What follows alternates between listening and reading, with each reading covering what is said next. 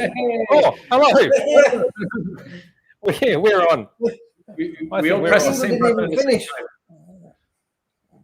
There we go. Hello, everyone. Welcome everyone. to Hearns at Home. So we're off to a live coming great from start, by the way. various places around the world. It's 8 p.m. in Melbourne. And welcome along. Let's have a look. Who is on? We've got John. Craig Jones. Hello, John. John's on. Craig's quite the regular, isn't he? Nids. I don't think he's missed the episode in quite a while. And we've got the boss man. Jeff is on. Yes, certainly. Very good. All right. Hello, everyone. It's been a while since we had a night Yes. session, isn't it? It's been a while, hasn't it, Beige? Wild. Several months. But But we've got lots of Nick stuff with us tonight. Welcome, Nick. Special guest. Thank you. Thank you, everyone. Very good to see everybody again. Again, it must be 6 months since we've done one of those, long time back. So it's always a bit special when we do it at night. Makes a world of difference because obviously, like, it's a completely different demographic. Obviously, this is my office, so I've got all my den with all the toys that I played with last weekend. BJ's in his one. I can see he's got all the paint and glue in the background spread out. Yeah, it's everywhere. It's a tidy Doesn't desk. get built. Yeah. And I can see Nick's got his crawler in the background and some desert bashing stuff, which is fantastic. All kind of broken things at the moment. Actually, not quite broken. Some are not. So, yes. Ian, welcome, Ian. Very good. Welcome. I got John Pierce in the studio too. Yes. It's John Pierce will be getting ready to trek down to Melbourne next weekend. Big event All the coming Masters. up next week. Yeah, Yes. we've got the TFTR Masters. So Friday next week, I believe the live would actually be there, right? Yeah, the live's going to be from the track, we'll be there. isn't it, babe? Absolutely. We'll be there. No public holiday for you. No. That's it. That's right. So what have we got today, Beige? Well, what do we got to talk about from last week? Didn't we do something last week? We had the EMCC, well, we had the HR1 buggy launch, didn't we? And that was hosted by the EMCC Club, so Eastern Model Car Club, at One Turner here in Victoria in Melbourne. And geez, we did our very best to rain anarchy upon the club. You would have loved it, Nick. You should have seen the X-Max go. The X-Max went for an hour straight. With the same battery. Yeah, well, we had some brand new 9-steps 9000 HV batteries because young Jeff that's watching, Jeff actually bought our old batteries, the ones that you actually tried to snap in half, Nick. You know those ones? They're still going. They're still going strong. But we hadn't had batteries for it for about 6 months. So I thought with our latest 9-step shipment, we better put some batteries in it. And those batteries are phenomenal. But yeah, it went for about an hour. So the X-Max went. Wow. We had a Kyosho Rally, which is really, really cool. So it's actually an on-road car. I'll show you a little bit after, with longer shocks and shock towers on it, Nick. And it worked really well. Even on that 8-scale buggy track, the Kyosho Phaser did really, really well. And then, of course, the HR1 buggy, which was driven by every man and his dog on the day. And even when we call people to come, you better bring it in there, better cool it down. We'll go for like another 10, 15 minutes. Yeah. That car that you run is the first prototype that we had. So that car has been around for 1,000 hours of driving from North Queensland all the way to New South Wales and a whole bunch of different places to test it. It's been from one end of Australia to the other, and it has been smashed from pillar to post, you know? Yes. It's done the Vic titles. It's done a couple of club races here in Melbourne. Then it got shipped up to Townsville, where it did the Townsville Cup. Came back to Melbourne, and you know, the only part that I put in it was a packet of outer hinge pins because they were buckled like 45 degrees. There was nothing broken on the arms or anything. But I was going, why is the camber out so far on one side?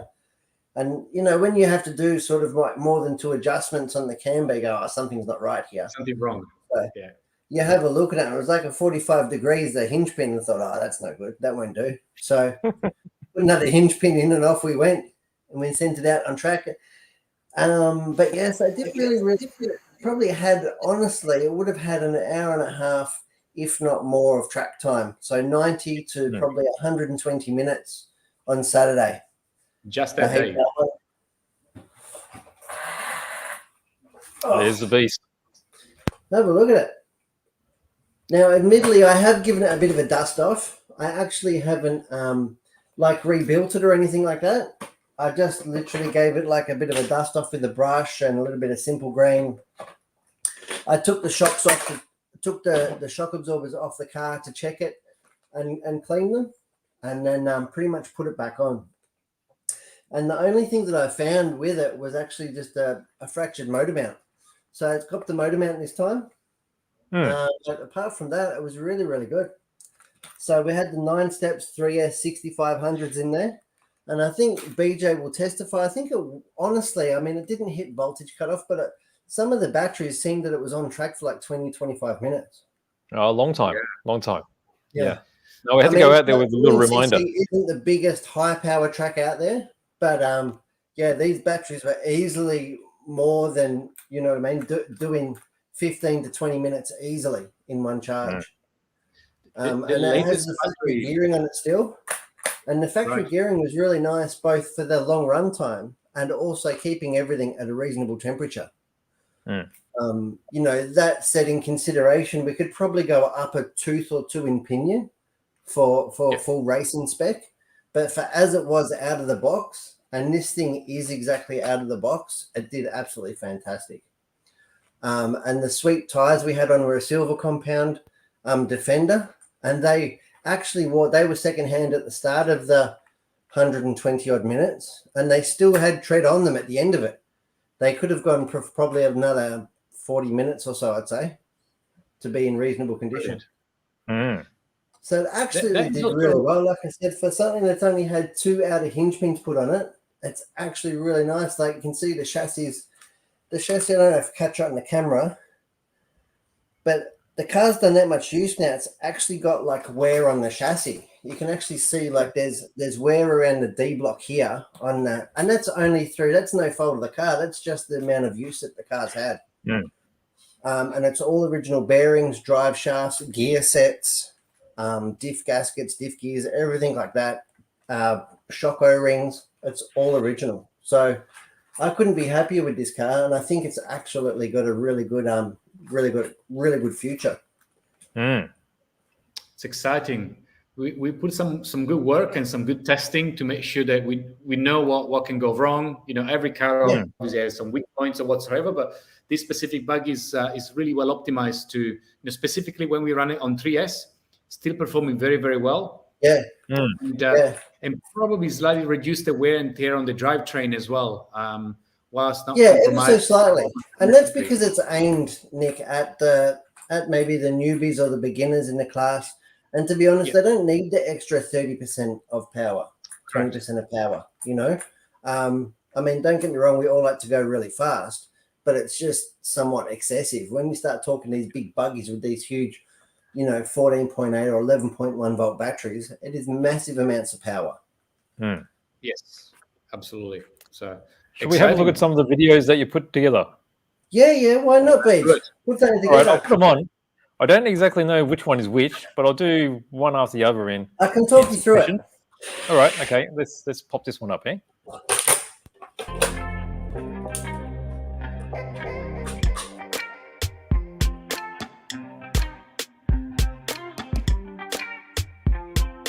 There's buggy.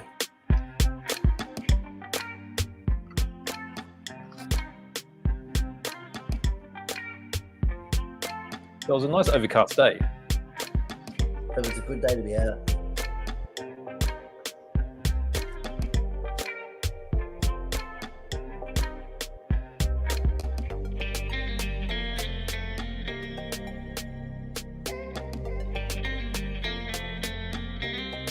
And we had Deming driving at this point. Yes. He was loving it.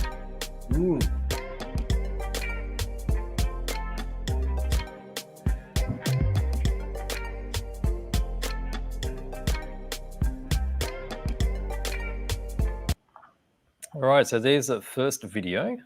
Yeah. Let's go to the next one. Clip focused on the HR1. Let's see this one. What do we got here? Wow, that's the rally one. The Kyosho Phaser. How scaled did this look? Looks so real. Hey? Look at the suspensions. Yeah, look at it jump. They're pretty wild jumps. It's an 8-scale buggy track. And it's a 10-scale touring car.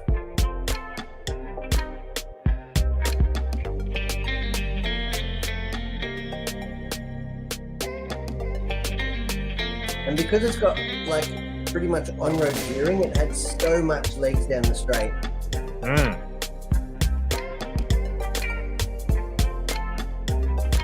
Get a bit closer to the camera car. Oh, it's excitement.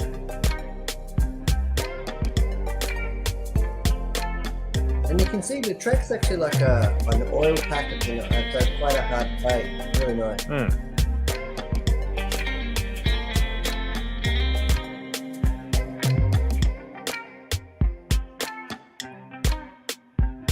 Very cool.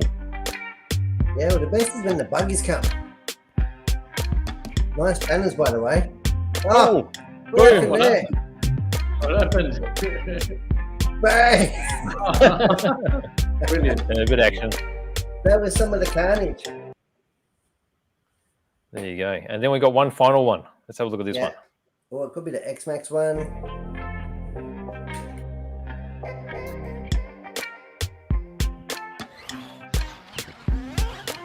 Some of the various buggies going around.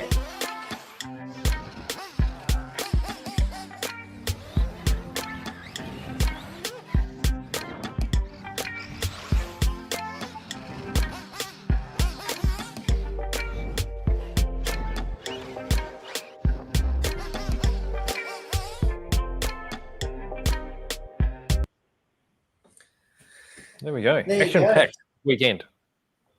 Very cool. So it was a really good day out, wasn't it? So the club hosted us, Beach. We rocked up there nice and early. We put up some banners and stuff. You know, Alan Nankervis helped us out with some banners. And then, we put the car down and we gave everybody a drive. Like I said, the X-Max was getting around flat out as well. We had the HR1 getting around, which is a really good torture test for it. And, of course, the rally car here. And this is actually Paul Finley's. I feel sorry for him, but considering that he drove it and did most of the damage, I don't feel so bad at all. Not at all. But you get an impression of, you know, the actual size of it. It's quite compact compared to the rest of the buggies. Well, it's just getting around the track. It's a 10-scale touring car. And I will show you, we've probably had it on the show before, but I'll just take the body off. So you can see here, it's just a 10-scale touring car, but it's got this long suspension travel. Yeah. And it's got these rally kind of scale tires, rally block tires. Super nice. And it actually worked really good in those conditions. And the suspension travel, I mean, okay, like it wasn't ideal, like it's not an 8-scale buggy, you know, but for what we were doing with it, it was fantastic. And it's got this dirt cover on here, this underbody, if you will. Yeah. And it was just out of the box. So it was really good and showed that you can have an RC car and have something that's quite versatile, you know. Yeah. And I think you'll agree, like the Kyosho body here is really, really scale and really, really nice. And that was on the track with 8 scale. You can see here it's got a few chunks taken out. It's got I love it at the back here. It's got a big dent. I reckon it's probably from Simon Healy because I blame him anyway. But yeah, it's got a nice dent there in the bumper bar. But yeah, that was really cool to show you what you can do with a 10-scale electric car. But yeah, no match for the HR1. Oh, it's back. And I've actually got it might not be that I've actually got the one that we had from the track. I can actually do an unboxing on one, but we might save it to next week's show in the studio, I think.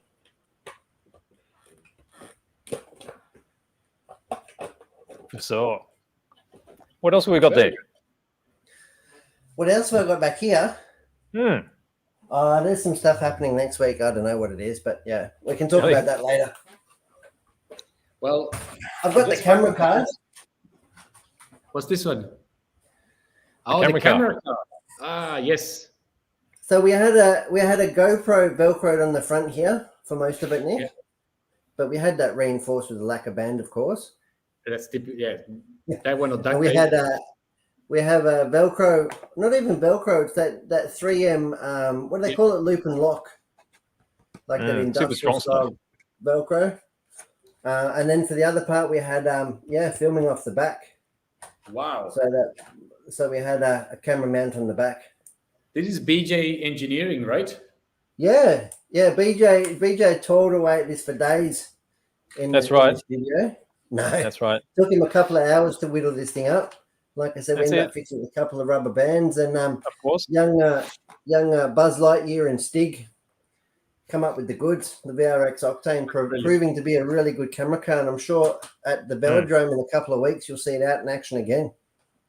Yeah, the Octane, that car specifically has been around for 10,000 hours as well. It's been our car for so long.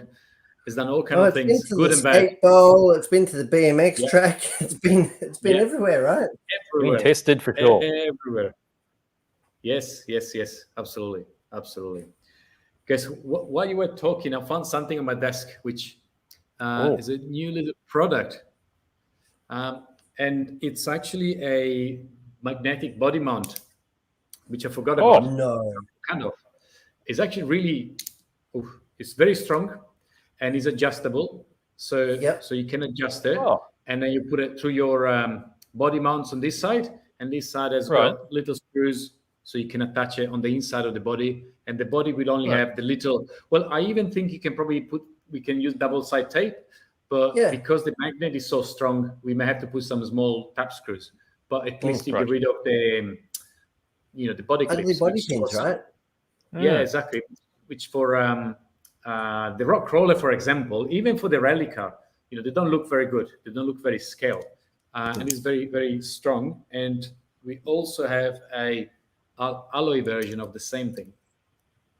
Which I think the drifters will love this. Yeah, so you can adjust it based on the size of your car. Yep. And then click. Very strong magnet. So there's a new product that we should have, I don't know, in the next few months perhaps. So then a little bit of design. With this, it comes with a little kit of some attachments that should eventually help fitting into quite a few different cars. So that's something I found on my desk here. I forgot actually about. I don't think I ever told you guys about this yet. Magnetic body post. That's cool because it's been, like you said, Nick, it's such a trend in crawlers and drift and anything scalar. See, Traxxas did something pretty unique with not only the TRX4s recently, but even some of their high performance bashing stuff, the XRTs and the Sledge. They don't have body clips anymore. And I suppose it dates back to even the older X-Max where it had that clip and lock mechanism. Because the body clips are quite, I suppose, old technology, aren't they? I mean, they're very practical. But they can be somewhat, clumsy, easy to lose, and somewhat unreliable. Well, the thing is, in some cars, they don't look good at all. Like when you have a crawler, you spend so much time and effort to make it look so real, and then you put a body clip, which is scale 1:2, pretty much, right? So it doesn't really fit. So that's one thing. Some other cars you cannot even reach on the rally cars. Normally it's very difficult because the body clip goes all the way at the back, and if they have a small spoiler, it's virtually impossible to reach it. So eventually you end up under your fingernail, which is very, very painful.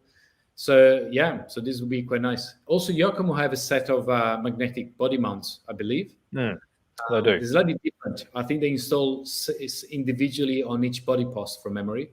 But that's also a nice little system for drift cars. Absolutely, yeah. It's like a little cup that actually double side tapes or glues it into the underside of the body, and it retains the magnet in place. You just put it on top of the body post, and that clips it on. Absolutely. Very good. What else have you got for us, Paige? It's not RC related. Have you got anything plastics? Oof. I'm a bit I don't know much emotional about about this that. particular car. Apparently, this is a Series 3. Is that right? No, that's not a Series 3. That looks to me like a Series 1 because of the way that it's got the plastic on the bumper and also the mirrors like that. But yeah, they're also, I mean, they're all imported into Australia. But yeah, how cool is that? And the fact it's 1980. So that was a Mazda RX-7. So that was the first series. Mm-hmm. That was what released, I think, in 79. Yeah, how cool was that? And the Very wank sleek was just design, been wasn't brought it? back as like a generator for the hybrids. Well, that's right. That's right. So this is a brand True. new kit from Hasegawa. So freshly tooled. I Brand love spanking new. Is that freshly tooled? Freshly tooled. Wow. Freshly tooling a 40-year-old kit. Let's have a quick look in it. What color is it, beige? Secret. Silver. Silver. Let's see. Makes it easy to paint silver. I'm not going to take it out of the plastic. I'm going to try not to rustle it too much. Very nice. I stand It's corrected. super crisp, It's isn't definitely it? Series 2 with those tail lights. Is it? Yeah. So they're the ones that go all the way across. Yeah. So beautifully cut body there. And you'll notice that the headlights are cut open. So you've got the option of having them open or closed. Right. I actually had one of those when I was younger. And it had a switch inside to pop the lights up and down like if you were washing it. But if you flipped it like 10 times in a row, the headlights would go out of sync. And then they would be like winking at you as you go down the road. And then you get all the rest of the bits. Lots of bits. There's lots of parts. So does it have a motor? This is what they call curbside. So there's no engine detail or opening panels. No engine. There's still lots of bits. There is a little bit of engine. See, there's a little bit of engine there. For a curbside model, that's quite well detailed for underneath the chassis. I'm just going to say, Beej, seems to have lots of sprues for a curbside kit. Yeah, doesn't it? Big bump of plastic. It seems to also have the optional wing here. See that? And then over here, there's another little ducktail. It looks like it's got optional steering wheels as well. Yes. Yes. So I don't know if they give you all the bits to make all the versions, but these are probably used. There might be another kit because they call this one middle version. So there might be an early and a late as well coming. Well, you just see the tires just dropping off there. And then we've got... Looks like the plastic is quite silvery color also for the sprues, right? Yes. Yes. So here we've got some window masks, which are nice. And they're pre-cut. And then these are all the decals. So you can do all the different rego numbers for your Japanese style registration plates. And you've got the dash over there. Then, of course, you got the manual. And these just came in just, I don't know, probably a couple of days ago. Really nice. Really nice. The other thing that came in was a Mini. So a Rover Mini, which was like 1997, I think. Does that sound about right? The really late ones? Could have been. Didn't we have one recently? Didn't we have a 1.3?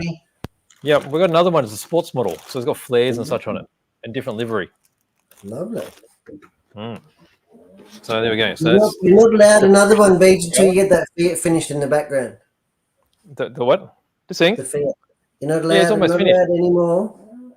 Any more what? Models. Me? No more models. I bet since I've had the week off on holiday, I bet you've been taking models home every day when I've not been looking.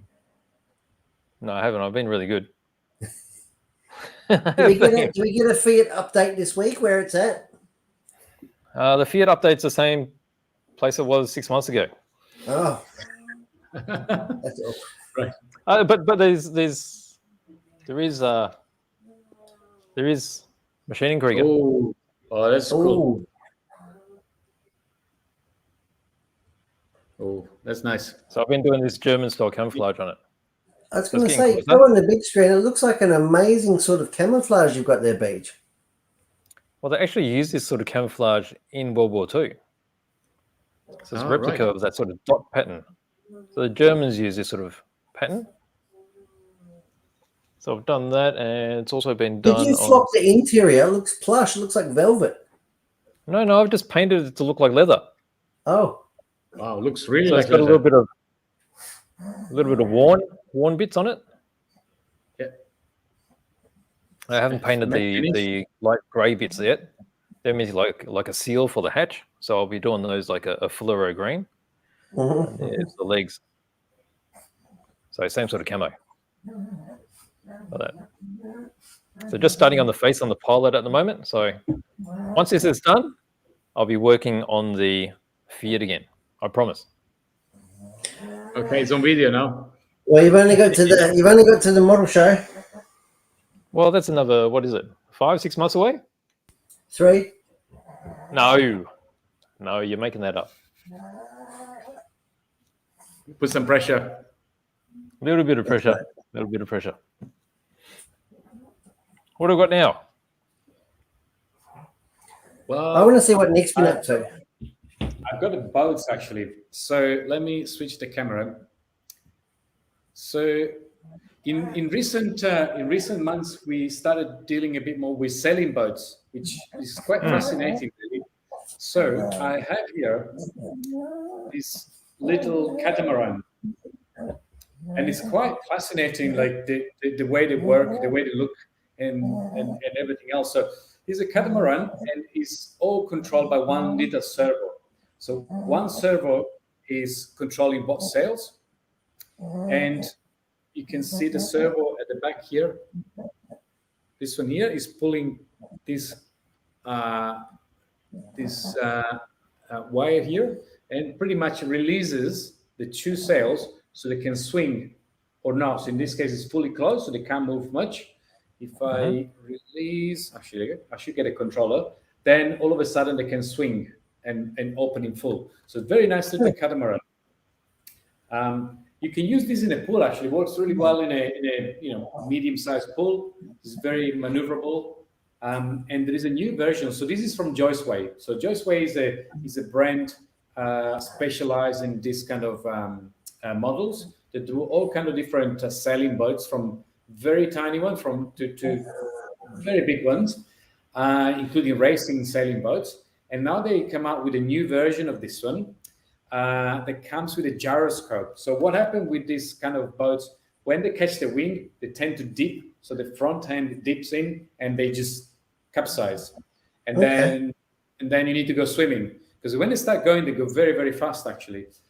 So now they've got a gyro system. I call it gyro. I think they call it something else. But as soon as they feel it's about to capsize, they actually release the servo. So then the pressure on the sails is lesser, and the boats stabilize again. Because the challenge with this specific product has been the fact that, once they start going, they point down like this, and then they just flip. There's no scale or anything to balance them. So they kind of like, that's it. That's all you have, really. But this is extremely good fun. It's very easy to use, yet really hard to sail, because obviously when you go with the wind, it's happy days. But as soon as the pool comes to an end and you have to turn, then the game becomes really interesting. Sailing against the wind there is a technique which I guess, I'm not an expert in sailing, but there is a technique. You effectively, sailing still towards the wind, but you're actually steering against the wind, so that there is that kind of almost a counter steering effect, very counterintuitive, and kind of you zigzag to come back, but very, very interesting. So that's the little baby one. So each side of the, I don't even know how you call it, the half here, inside on one side you've got all the servos, and on the other side here you've got all your batteries. So really, really interesting little prototype. Your on and off switch like this, and that's your sailing boat. So does it have rudder too, Nick, or no rudders? It just has sails. No rudders. The rudder at the back here. Yeah, okay. It does have rudders. Yeah. Oh, and they're linked. So and they're linked together. So the servos are on this side, and so you have a servo for the rudder and a servo for the sails. So there's a 2-channel. Let me grab the controller actually, so you can see. It's a pretty nice little controller, very compact.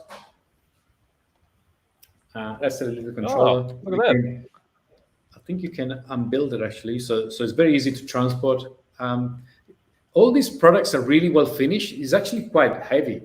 So it's got some weight, nice feel. So nice controller.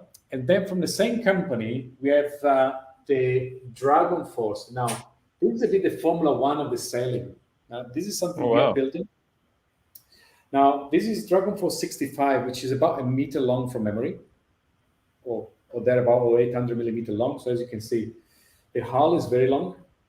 And then the sail, it's really long as well. I think it's 1 meter tall, something like that. Oh, wow.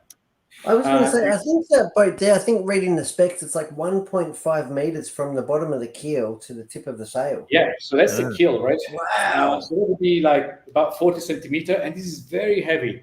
Like until you actually see it or feel it, it's really, really heavy. So I don't know, let me step back so you can see the proportion actually. So it will never fit in the camera. So wow. The here, and the sail is still up here. It's huge. So we're building this one. It's really well made. And I think that's the most popular boat, I think, pretty much worldwide, isn't it? The 65 class. Yes.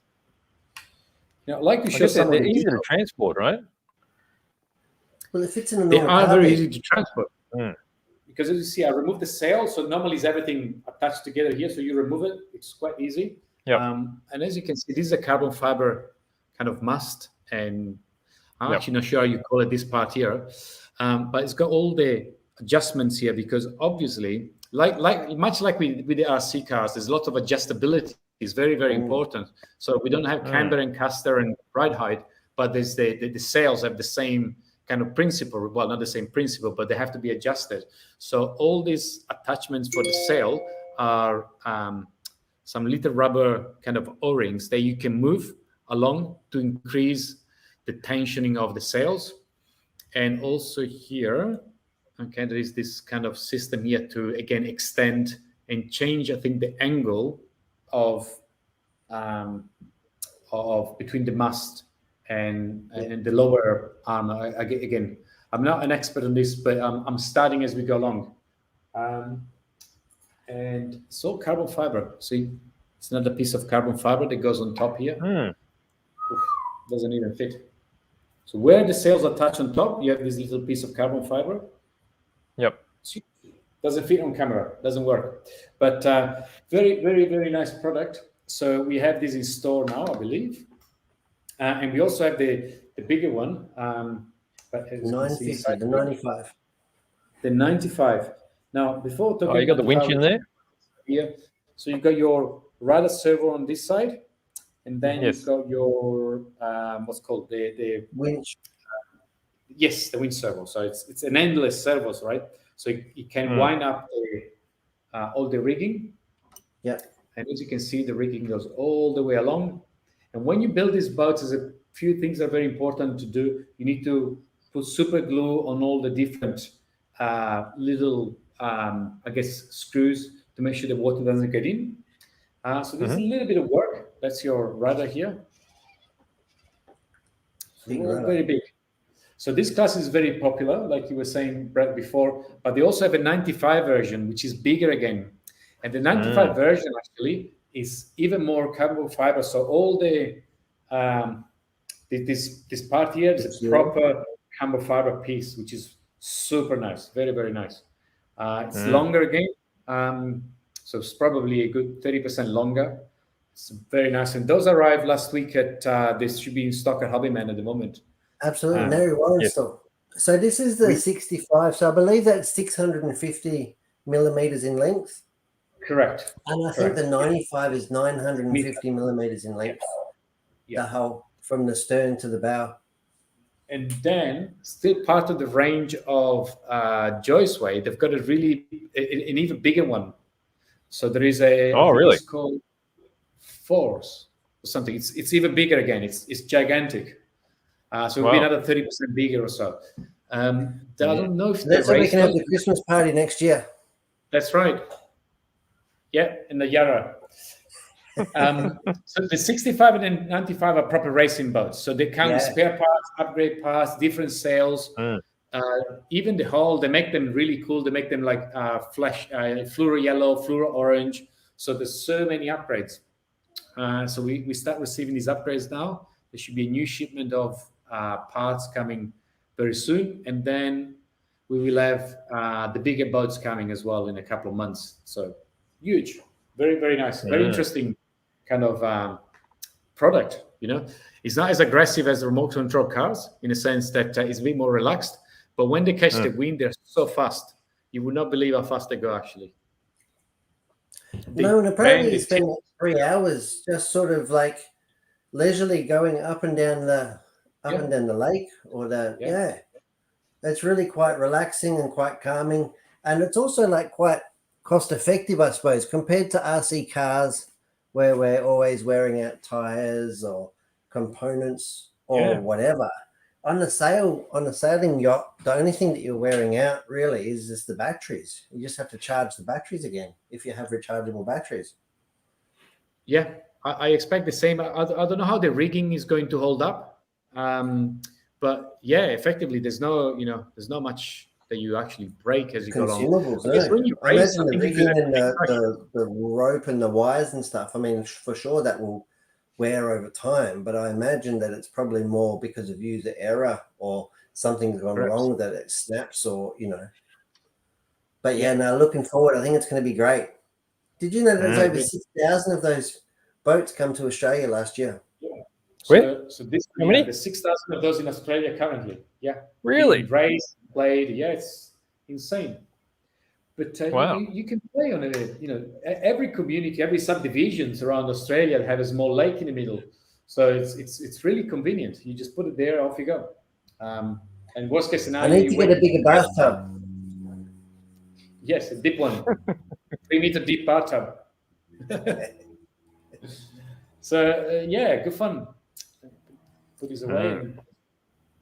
The design quality is something else. I went to visit the factory recently. It's a very impressive factory, actually.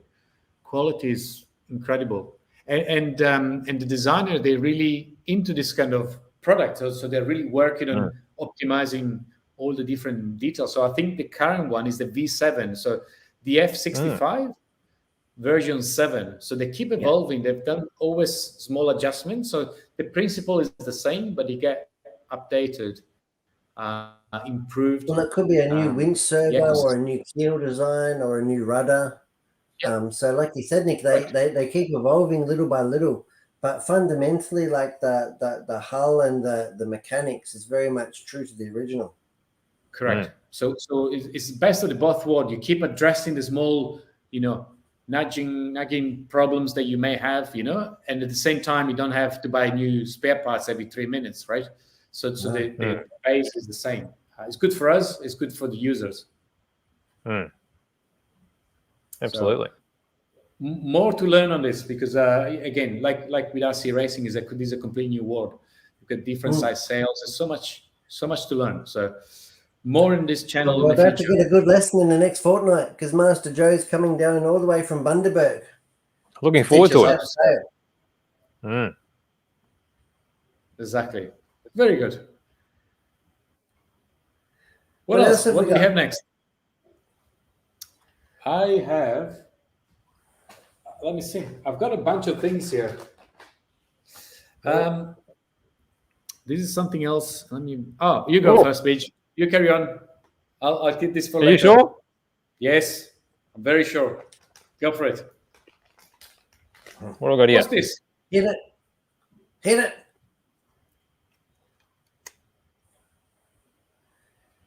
Oh, maximum power. That, my friend, okay. So this is only one component. FSR Model GT. Hang on, I'm going to have to get up for this. Oh, I don't even know what this is. Let me move the camera. Wait. Oh, I'm ready for this. So this has been a project that is a collaboration between quite a number of people. Yes. And we've had the help of our rocket scientist. Because you can see the back there. He's These those are the films mount. approved, NASA accredited, apparently. Yes, and that's courtesy of Tony P. Yep. So Tony P has developed this rocket system. Yep. So you can see in the middle there, I can't actually use both my hands to point it out because it's so heavy.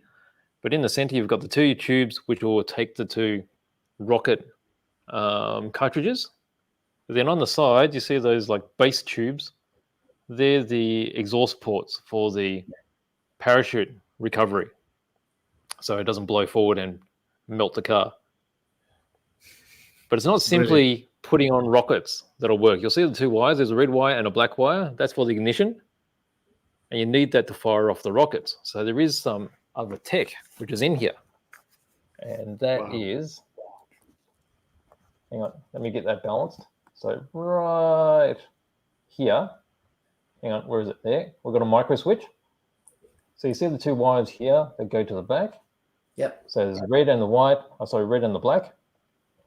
And the micro switch is going to activate the power, which is coming from the balance lead here. Wow. So the balance lead to the next level is connected up to this controller here. And that's because we needed 11 volts. Because the battery in there is a 6S, so that's 22 volts. That's right. And then at this point, this is where we arm it. Just like on a flying rocket, we want to arm it so there's no chances of it accidentally going off. Oh, it'll go so off. if we flick this, safety features. Yep, safety features and a light. It's off. Yep. And that's armed. The light makes the switch so much more impressive. Doesn't it? I agree. Can I connect it to my phone as well to have like a further safety feature? Power bank. I have a red button. That's good. So you see a servo here. This servo is the third servo which is used to activate the handbrake. But it's been repurposed here to activate the... Wow. Because usually that car, the FSR Model GT is fitted with a center diff and it has a rear brake function to perform like a handbrake in a car. No, not that button. Did you turn the car on, Ben? Oh, I didn't turn the car on. That'll be important, wouldn't it? It's going to listen to 6 beeps. Oh, I'm scared now. Yeah, I would be. No rockets in there. Because as you can see, it's actually... Oh! It lives. 150 km an hour. And now let's get closer. So you have a look at the micro switch right there and the servo. That's on. Oh, yeah. Boom. Once that touches, it's kaboom. That's rocket power on. I actually put a video together last week. If you get onto the Velodrome page, you'll see that post. Yeah, so this is pretty exciting.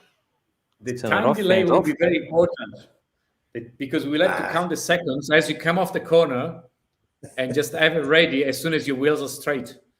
We'll have to practice that. I don't think anyone's going to be counting the seconds. Oh, everyone's going to be yelling and screaming. And everyone's just going to be filming it. No one's going to know about seconds. No. So it just depends on who's going to decide to push the button, I think. I think it's more the delay for the parachute. So the parachute one, the second blast that can come out the front and around the corner, that's 8 seconds after the first blast. And you have no control over that. So that could be upside down, on fire, who knows? Could be anywhere at that time. Fire. And then there's a secondary explosion just to add to it. And the body at this time is getting painted by the master, Mr. Tony Gray. Yes. And it's going to be using one of those new BT design NASCAR bodies. How good does that look? So this is an FS Racing GT. Brilliant. Very nice. I actually sent some videos and photos to FS Racing Australia last week, and those guys were so excited. Are they coming down? Unfortunately, he is coming to Melbourne, but he's coming down to Melbourne not until the 10th. Ah, there you go. He's going to miss out, but he'll see all the footage. But yeah, and now FS Racing has actually FS Racing Australia sent us some banners to put up at the Velodrome. and show support. Pretty impressive. So, the velodrome is going to be Saturday the 3rd, by the way. So 2 weeks. From now. 15 days. Absolutely. So get your cars ready, everyone. Don't mind me, I'm just going to unplug this. Yeah, you better unplug it. Don't look away, Beej. I'm not. It scares me. Make sure you don't turn your back on it at any time. It'll pounce at any moment. That's right. It could bite you. That's right. Could set fire to your poor little cat. That's right. Have but you yeah, that's driven going it to be around the exciting. apartment building yet? Have you driven it around the apartment building yet? No, not yet. Should I? Not No, yet. that scares me too. I think you should. In and out the lift, drifting out of the lift. That's why you got the rear handbrake to come out the lift. I could drive it off the balcony. Yeah.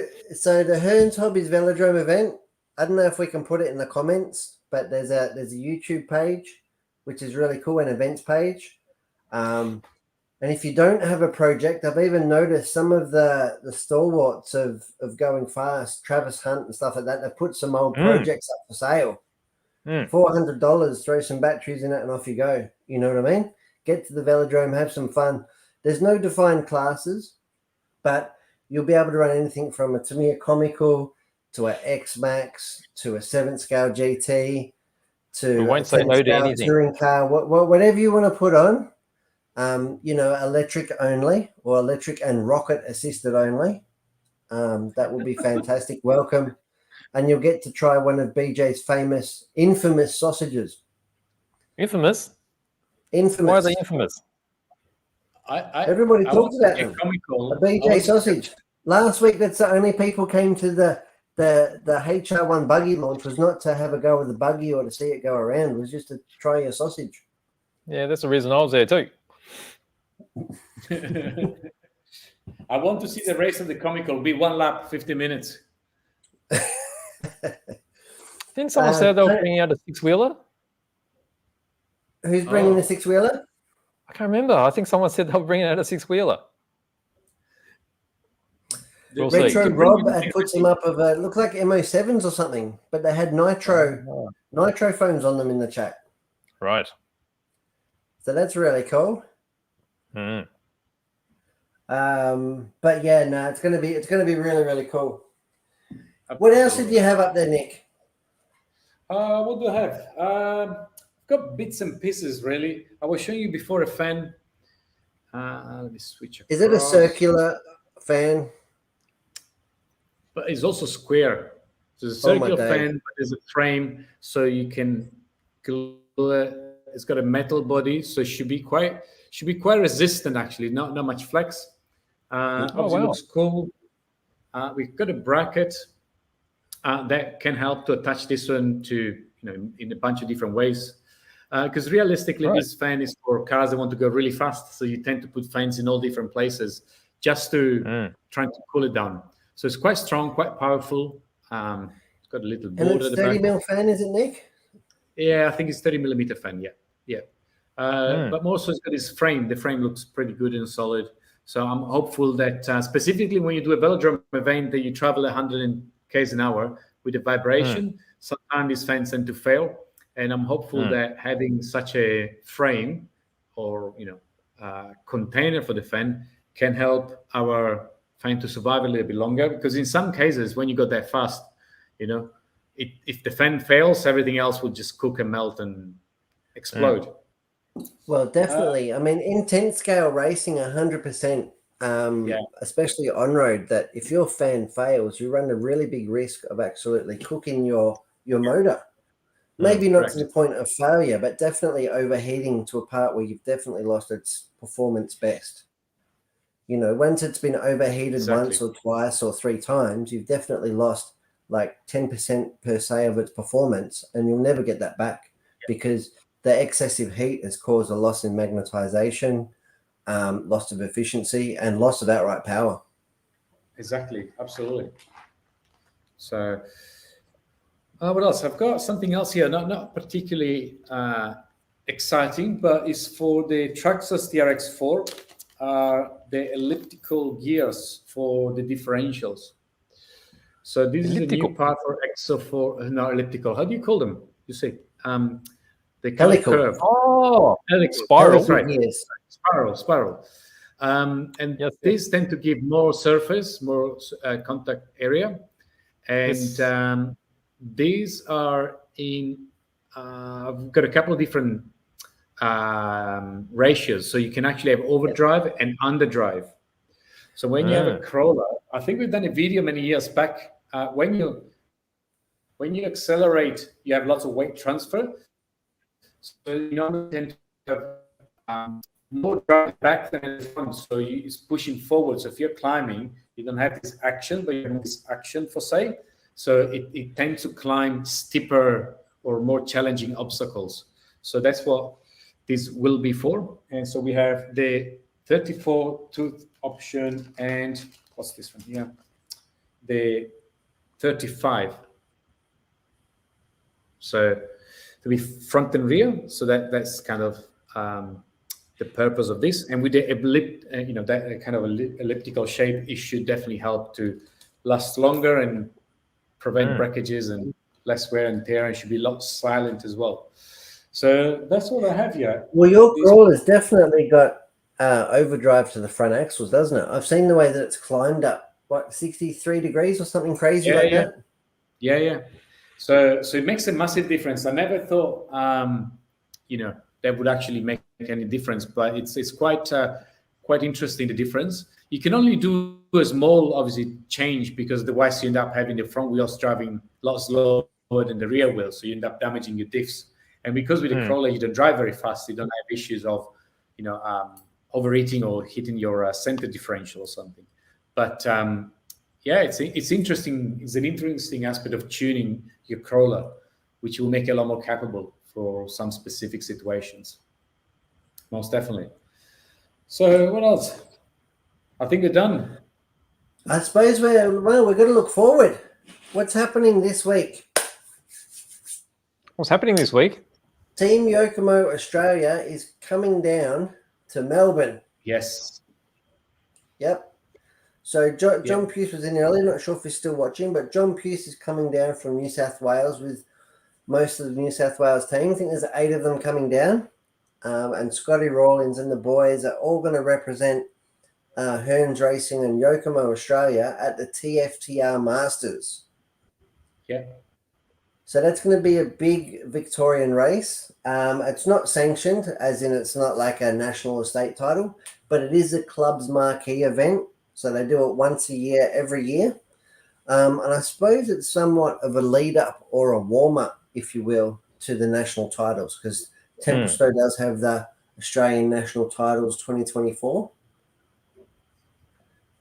So that's going to be, I think, in October. But nonetheless, this will be the track and I guess the tyres and maybe the layout that will be running for that event. So everybody's keen to start practicing, see who's who, and have a run. I mean, it's been a while since Templestowe's done anything big, so it's really good. Like I said, with the last few years, it's been a long time since the New South Wales team has been down to Victoria, so it's really good that they've come down here. There's 3 days of racing action. So, I mean, the track's not closed the week prior, but I know that there'll be cars flat out on the track from Thursday, Friday, racing, qualifying on Saturday, and finals will be on Sunday. So it's going to be massive. It's going to be big. And like Nick concluded earlier, we will be doing the Hearns Live trackside Friday. We'll be having a blast from there, won't we, Beach? We certainly will be. And since you didn't manage to snap the old Yokomo RS 1.0 in half at the Bendigo Classic 2023, it's in one piece, isn't it? Hey, it is definitely in one piece. Yeah, only ended up on his roof once, didn't it? Yeah, well, luckily the silver hides most of that, but yeah, definitely it's not quite as shiny on the roof as what it could be, but that's okay. It is effectively in one piece. And I don't know if you remember, Beej, but we didn't actually put a lot of time and effort into the body of this one. No, it was all about getting it on the track. But it is, however, Jeff from J-Spec Stickers and Designs did help us out there and made it look pretty. But this is a Biddy Design Eptron. And this is a real favourite, especially with, I can see Scotty Rawlins in the studio. Scotty Rawlins loves this body shell. And this is the cutting design, I suppose, of Biddy Design, the Italian manufacturer is one of our hero brands at Hearns Hobbies. This is their current TC Hero body. So we're going to put this to the test again at the TFTR Masters. But this time we've given the car sort of somewhat a competitive, I won't say advantage, but we've definitely put it on par with the other cars that I'll be racing against. And I've gone ahead and I've put a brand new Blitzstream 2 21.5 motor in it. And it does in fact have the Orca OE1 World Spec Edition speed controller. So I know the speed controller is going to be overkill for 21.5, but it does, however, do blinky. And if our team driver Tristan can get it through the event in one piece, which I'm sure he will, it's going to have a 3.5 put in there for the velodrome with full turbo and boost. Because it don't make it 2.5. Yeah, that's right. That's right. It does have the latest Orca Infinite X 6390 2S lipos in there. You'll notice that it doesn't, in fact, have battery plugs wired up to it. That's because I may or may not have forgotten them this week. But there's just a little bit of wiring left to do. Aaron Daffy Defina offered to come by today and drop them off, but I said, no stress, I'll take care of it next week. You can see here that it does, in fact, have the Yokomo 40mm fan on top here. So I've gone up a size, up from 30mm to 40mm, so a full-size fan. And that's on a wraparound Orca fan mount, which is really good because it's allowed that extra space between the receiver and the motor to really get that air down into it. So it should keep it nice and cool. And this is the entry-level Yokomo Racer. So this is the RS 1.0. So it's not a BD12, which is their current car, but it is a mid-mount motor touring car. But it does, however, have the FRP or fiberglass reinforced plastic chassis deck. It does have the sort of older geometry of the BD9 and BD10 in their composite arms. But yeah, so it does have also plastic shocks, but it does have a lot of cool features like the CVs of the current cars, the constant velocity drive shafts. It does have the oil-filled diffs. Not the same as the BD12, but actually the same as the Super Dogfighter 870C re-release. So you can see that Yokomo would have spent actually really good money on the components for this car. But yeah, mid-mount motor, the gearing's all set, ready to go. We've got 3.4 to 1. The car's almost there. Needs to go on the setup station in bits and pieces, but I'm sure it'll be really good. And yeah, young Tristan's going to put it through the ringer at the TFTR Masters next week. So in Melbourne, got the weekend on or got the weekend off. I want to come and see some on-road racing. Some of Australia's best. Well, in fact, the national champion, Simon Nicholson, will be here too. So Australia's best, in fact, will be here at the TFTR Masters and representing Hearns Hobbies and everything we are.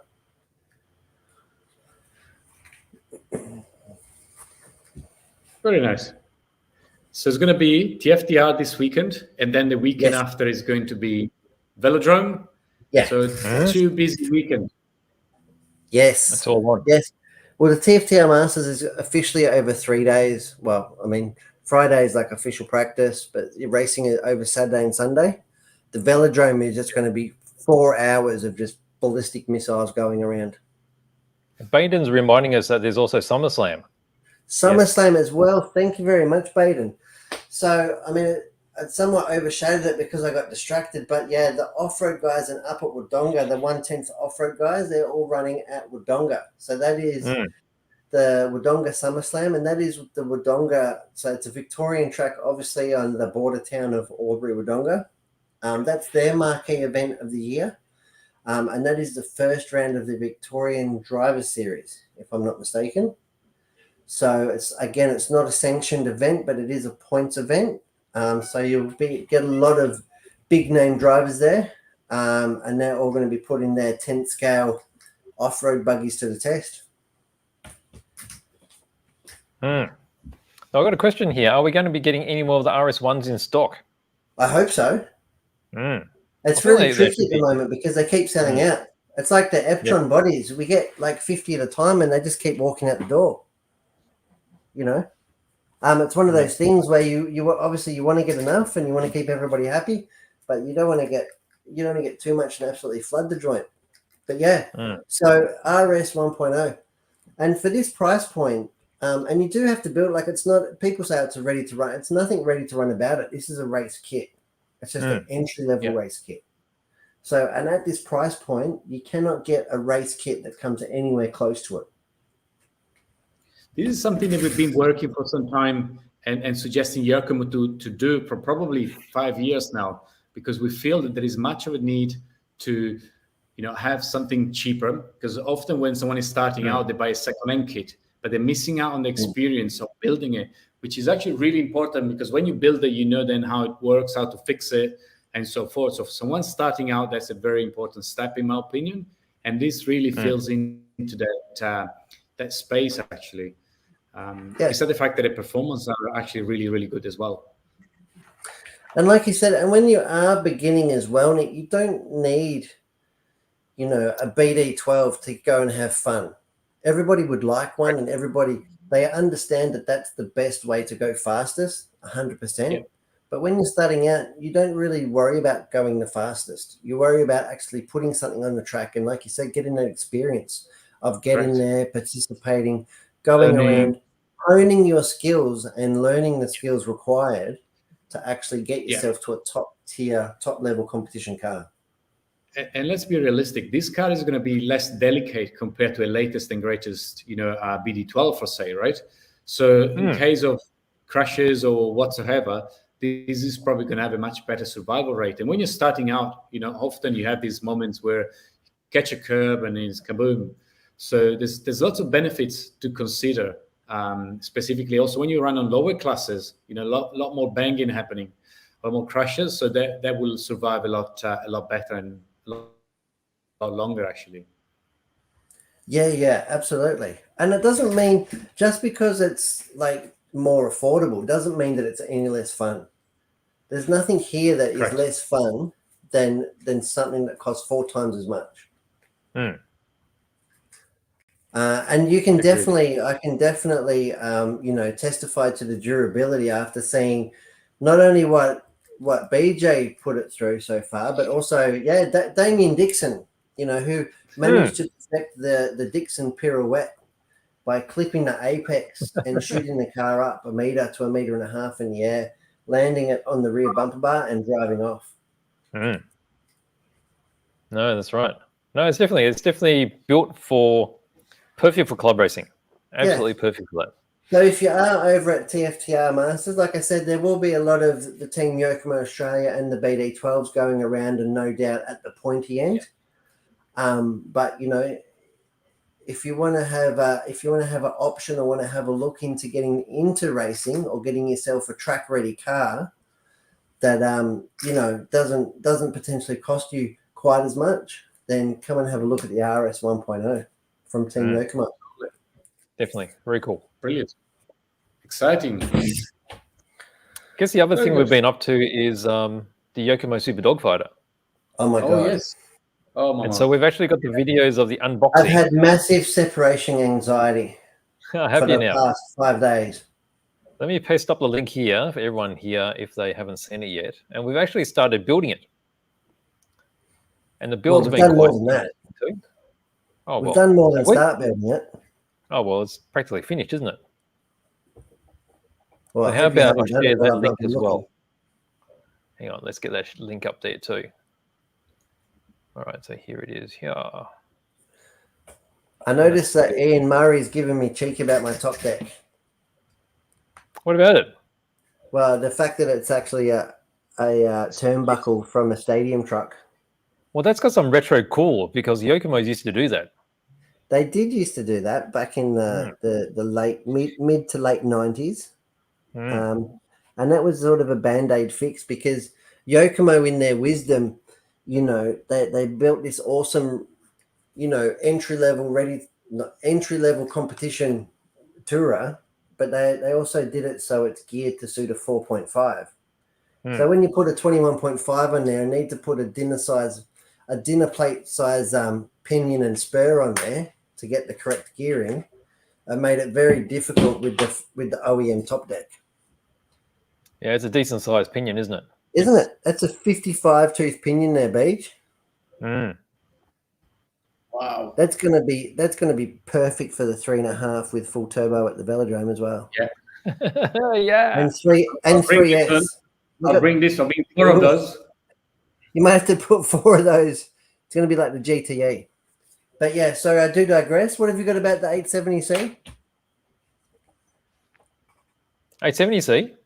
Oh, well, I've just posted up all those links to the video. Yes. Unboxing and part 1 of the build. And you know what? A lot of the people throughout this week, Beach, have actually taken the time, and I really appreciate a lot of our customers. They really have that personal touch, that personal connection. And a lot of them have got their 870C re-releases, and they've taken the time to send me personally photos of their builds and their constructions, their Very thoughts good. and their feelings of these buggies. And it sort of, I suppose, rings true to me of why, Hearns Hobbies does this sort of thing, is because we're selling a hobby. We're selling we're giving people, I won't say dreams, but definitely an escape, if you will, and something that's really, really pleasurable to take part in. I agree. Absolutely. I mean, it brings back memories for me too, seeing it was my first competition car, which I actually purchased from Hearns back in the day. That's right. Yes. I probably didn't have grey hair then. Didn't you? I probably didn't. And mustache. Neither did I. Can you see all mine? And if you were lucky enough to build an original 870C and you also built a new one, you'll also be really fond. I've had 3 people message me of how fond they are of the star clip that we had to put on the rear sway bar. Oh, that sucker. Yes. Right. Yeah.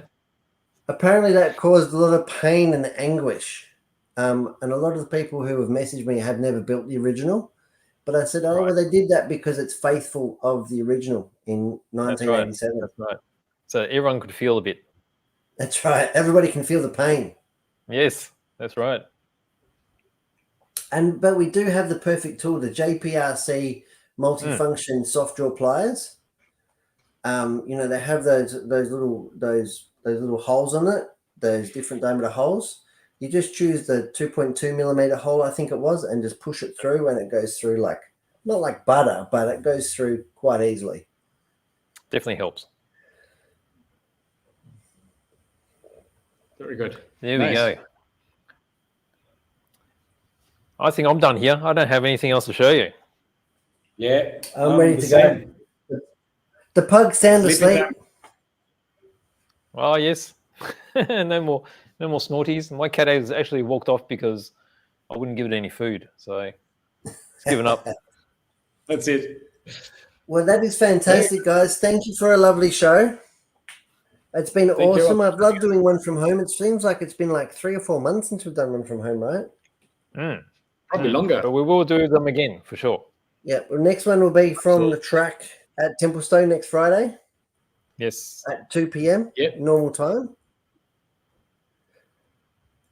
And until then, I guess we'll say good night to everyone. It could be good morning because we've had someone join us from England. That's fantastic.